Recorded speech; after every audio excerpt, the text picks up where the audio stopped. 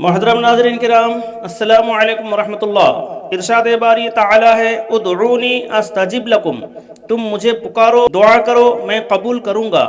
आज एक अहम तरीन दुआ जो नबी कौनैन सुल्तान दो जहां सल्लल्लाहु ताला अलैहि वसल्लम की शफाअत हासिल करने के बारे में है। वाज़ेह रहे कि आपकी शफाअत के बगैर कोई जन्नत का हकदार ना होगा।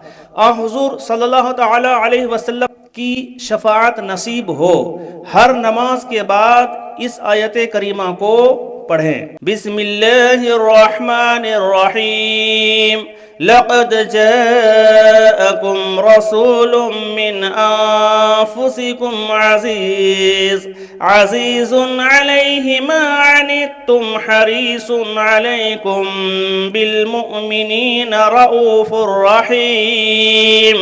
फ़इन तवल्लौ फ़क़ुल हस्बियल्लाहु ला इलाहा इल्ला हु अलैहि तवक्कलतु व हुवा रब्बुल अर्शिल अज़ीम।